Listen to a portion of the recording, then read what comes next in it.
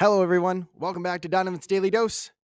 I'm your favorite APUS history teacher, Mr. Donovan, and today we're going to talk about the New Deal. Now, to set the scene for the New Deal, we have to take a look back at the beginning of the Great Depression in America. So, by the time FDR runs for presidency in 1932, America is in the midst of its worst economic crisis in history.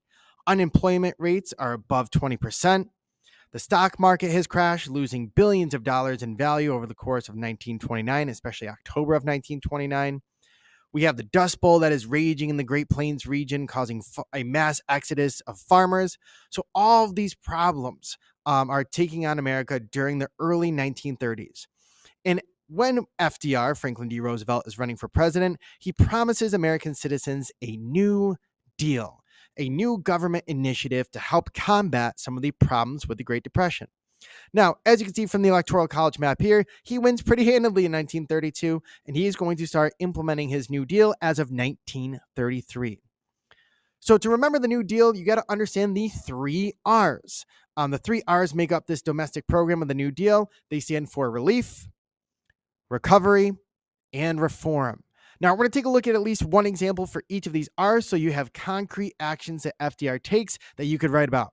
So let's start first with relief. One of the examples we see of a relief program is actually called the Federal Emergency Relief Act. This is passed in one of the earliest parts of FDR's presidency.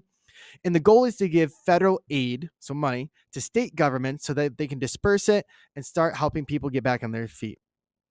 Now, let's take a look at recovery. When we hear the word recovery, one of the things that you want to think about is jobs programs. Now, FDR's New Deal has plenty of them, but one of the most popular ones that you would be good to know is the Civilian Conservation Corps, also known as the CCC. Now, this predominantly employs men 18 to 25 years old. And over the course of the 1930s, it's going to employ 2.5 million men in that 18 to 25-year-old age. Now, not only does this combat unemployment to an extent, it also takes on one of FDR's other goals, which is conservation.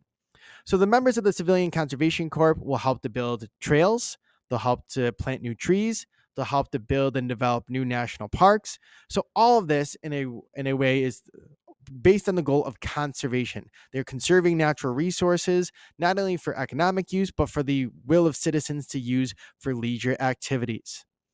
Last but not least, one of the big ones that he has are reforms.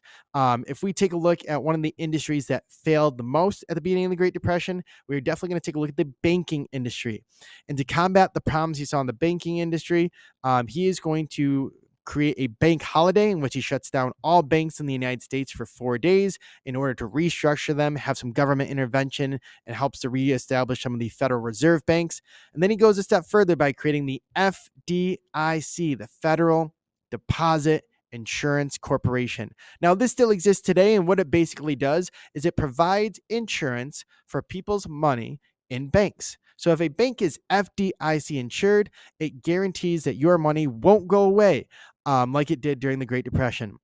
During the Great Depression, as it started, many people's life savings were lost as banks failed, but the FDIC is insurance, right? It guarantees your money up to a certain amount. When it's initially implemented, it guarantees people's money up to $5,000, and in modern day, it guarantees it up to $250,000. Now, besides that, one of the other things that he tries to combat with this New Deal and reform and change is the stock market. The stock market, again, crashes in October of 1929. Billions are lost in the span of just a few days and a week as a whole. And to try to combat this from happening again, FDR wants some regulation of the stock market. So he and Congress create the Securities and Exchange Commission, the SEC. Now, this is a federal watchdog organization that is focused on making sure that citizens have information available to make the best decisions possible when investing in the stock market. So it tries to cut down on things like insider trading, which is basically information that only certain people have in businesses, whether they know a business is about to fail or it's on the uptick. And it really helps to make the stock market more transparent so that all citizens participating have the same access to information. Now, if you remember anything from the New Deal, remember this. This is a huge stray away from laissez-faire economics. FDR is heavily regulating multiple industries because of the Great Depression, and this leads to foundational changes in the role of the government in the American economy and the American society as a whole. So that's it for the New Deal. Make sure you like, subscribe, and have an awesome rest of your day.